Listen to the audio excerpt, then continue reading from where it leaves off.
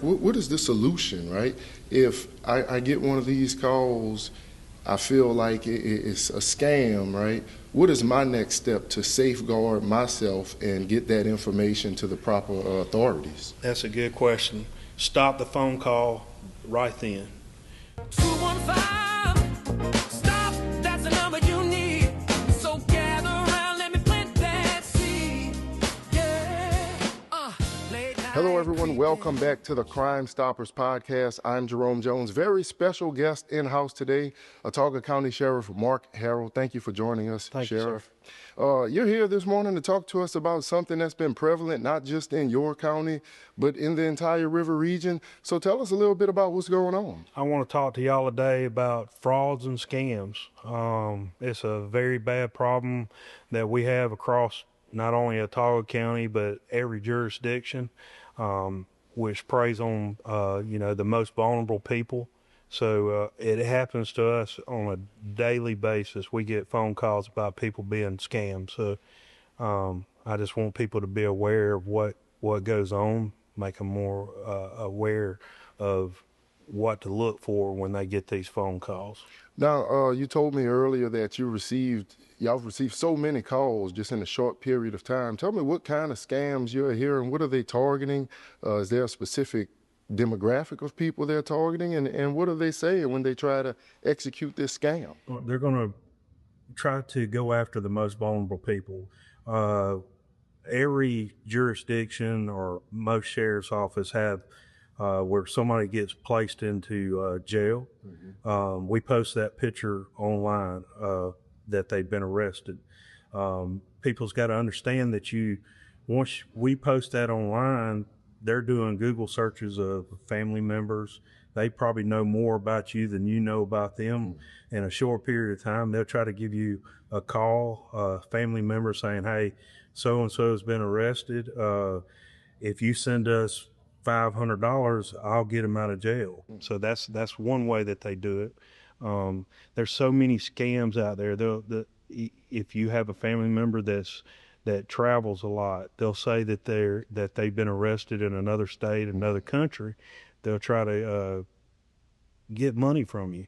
I want to stress the most vulnerable people out there are, the kids that are in college, the elderly, mm-hmm. the people that's never had contact with the law enforcement before, so they really don't know our procedures. We'll never, ever, ever call you and ask for any information, mm-hmm. no personal information, no bank account information.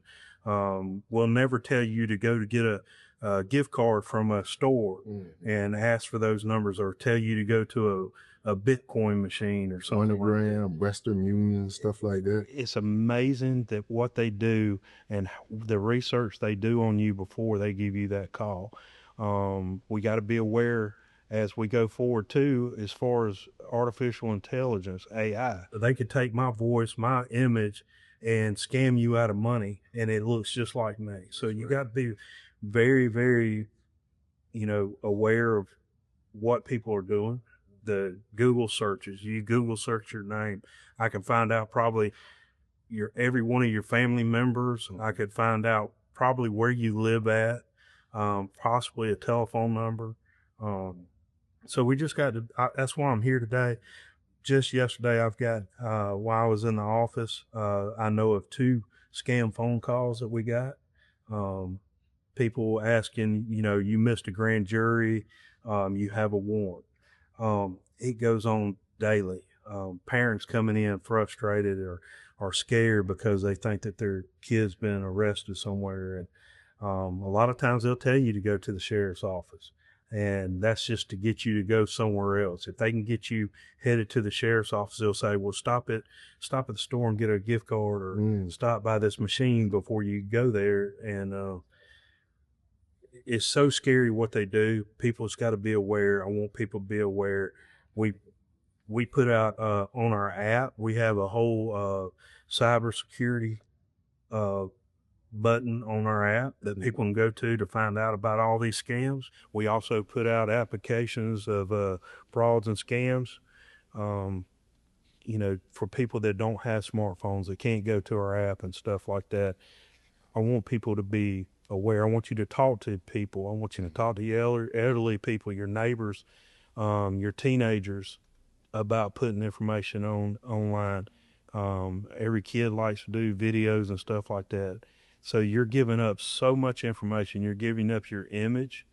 You're giving up your voice. You're giving up where you live at. Um, and it's making you vulnerable to what goes on in these people out here scamming. And it seems like I think most people kind of take for granted how much a scammer or a criminal could do with just your name and address, right? Name, address, they can do so much with that.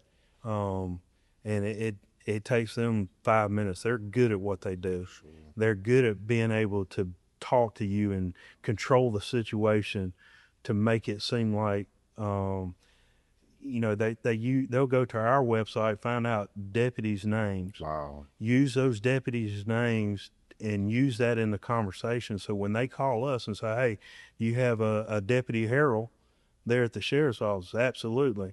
Well, he just gave me a call and says that I have a warrant for me and that I got to give some money. So they do that constantly.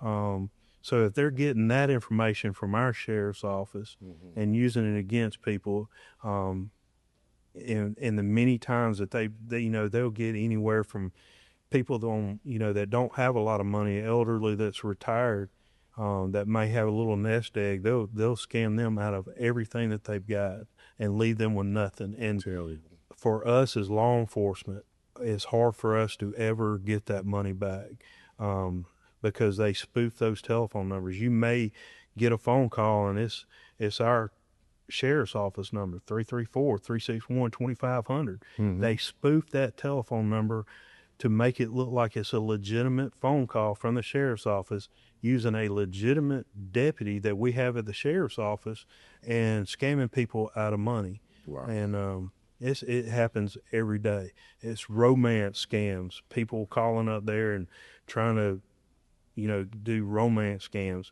Something I want people to be aware of now. I'm running for re-election as sheriff. There's going to be people across the state running for all these public offices and stuff. Do not give up any information to any of these people running for any political office unless you have a legitimate place to send that money. And I'm talking about do a thorough check of who you're trying to give money to, where it's going, and making sure that these people are not scamming you out of money. This would be a perfect opportunity for a scammer to utilize the elections throughout the United States to scam people for money. And it may be a candidate that you're looking into and you think it's legitimate. I ask that they do not give up any banking information over the telephone. No social security numbers. No social security numbers. No date of birth. Well, Sheriff, sorry, tell me now, like, what is the solution, right? If I get one of these calls, I feel like it's a scam, right? What is my next step to safeguard myself and get that information to the proper authorities? That's a good question. Stop the phone call right then. Give that agency, whether it's a sheriff's office, a police department, a power company, give them a phone call and say, hey, so-and-so just called me. Is this legitimate? They're trying to get money from me. 99% of the time, and any legitimate company, any sheriff's office, any court person will never, ever ask you to send them money or anything like that. You may get something in the mail, still verify it, still check it. Never give that information out. And that's what I want to stress is never, ever, ever. And talk to your neighbors, talk to your elderly neighbors, talk to your mom, your dad, you know, that are maybe living alone and they're lonely and they're talking to these people. These people will intimidate them in order to give it up, make them feel as though they had done something wrong and to be able to scam them out of money. That's an excellent segue to my next question to you, Sheriff. Can you tell me about like some of the aggressive tactics that these scammers may use to try to get people, even though they may be reluctant? Because I've had people that were friends of mine that said they almost got me. Mm. So, kind of what do people need to be looking out for when they come at them aggressive with these tactics to try to get them to send them something? They find these people, these elderly people, these young people that's never been in trouble, and they're so good at what they do, and the aggressive way that their tone of voice is, you're going to go to jail if you don't give me this information, and give me this information now. Like I said before, they'll tell you to come to the sheriff's office and keep them on the phone. They'll try to keep the person on the phone while they're going there, and they say, before you get to the sheriff's office, stop here and get me stop and put some money in this Bitcoin machine, or get you're going to have to get a money order or something like that. And the aggressive tone of it, and person not dealing in law enforcement and being around law enforcement, it's intimidating. I mean, it would be scary for somebody to call you up and saying that they're with the Talbot County Sheriff's Office and telling you that you're fixing to go to jail, and you've never been to jail before. Nobody wants to go to jail. Right. So that's a Scary scary thing. It is. So that people need to call the agency that says they're calling from, or call that business or wherever they're saying it's coming from to get some confirmation, right? That's right. That's what I would do first. Stop the phone conversation. That's the first thing. Don't give out any personal information. Never give out any personal information in that phone call. Stop the phone call, give us a call, give the company a call to verify if they do. And if it's somebody that you're dealing with, ask them why they're calling you and asking you for this information. No legitimate company will ever ask you for that information and stuff. No sheriff's office, no police department across the state or anybody in the United States working for law enforcement is going to try to intimidate somebody on the phone. So I would stop the conversation, get in touch with that law enforcement agency, come down. We can give us a call so we can put it on our app or on our website and stuff to make sure that people are aware that there's a scam going around, as far as missing a court date, missing a grand jury appointment, or having a warrant on them or something like that. Or bail. I've heard situations where elderly people are being called and, hey, your son has been arrested. If you wire us this money, he could bail out. Bail bondsmen and police don't do that, right?